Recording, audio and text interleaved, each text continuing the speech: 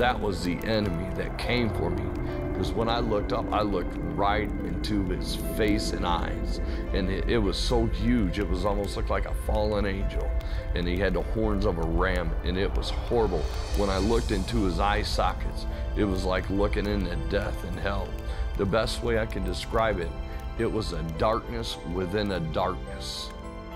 Randy Hicks' drug use and his eventual overdose had kept him living in darkness since early in his childhood. He grew up one of 9 children in rural Illinois with little parental supervision. I got high when I was 8 years old. 2 of my brothers had got me out in the garage smoking a bong. That was the first time I ever used marijuana. I'll never forget it. I loved it. Randy's brothers hid the goods in the garden out back, in their school bags, or even under the mattress. One time I found some white powder in there. It was cocaine. I didn't know what it was, and I touched it, and it had numbed my lips. And I was like, wow, that's some strange stuff. And one day I just happened to watch my brother sniff it, and I sniffed some too. And time I got to high school, I was a freshman, you know, people were selling it to make money. Time I was a senior in high school, I was selling big time. After graduation, Randy joined the military. I ended up being a tanker, an armor crewman, and they sent me to Fort Irwin, California. Well, up there, crystal meth was big. Well, when I got up there, I got hooked up with the wrong people. I started drinking heavier, and then I really started going on a binge with crystal meth. Oh my God, I was so addicted. It was like I couldn't live without it. I breathed it from the time I got up in the morning to the time I went to bed. I started selling stuff to get it. And they sent me to rehab, and eventually they released me from the military. It bothered me. I was like, man, I had this great opportunity to turn my life around. Why did I go back to doing the drugs? But it only got worse. Randy spent a year in jail for robbing a gas station. He was so high, he doesn't even remember holding a gun to the clerk's head. When he got out of jail, he overdosed.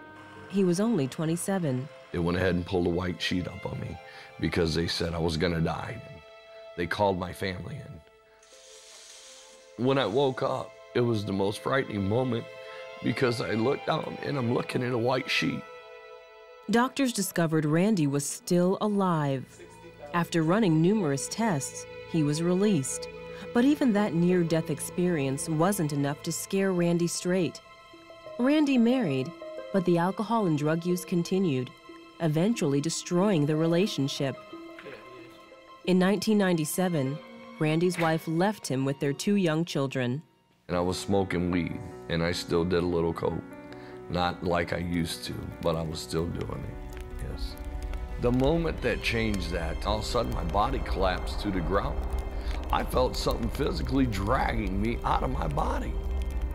And I mean, I looked up and I saw death, and I saw hell in his eyes, and it had these huge horns. It curled around like a ram, and death just filled the room, and it scared me. I could visibly feel my spiritual man separating from my flesh.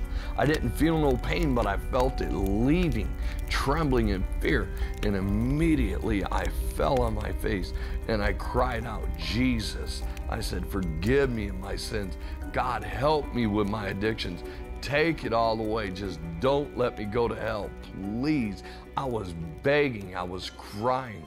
I did everything I knew. And as soon as I looked at the door, my door opened. And I saw this long, white, glowing robe, white. There's just no white in this world you can describe it. I knew without a doubt that the moment I cried out for Jesus, that God had showed up right there and saved me at the moment I cried out. From that moment, man, I just wanted to know God.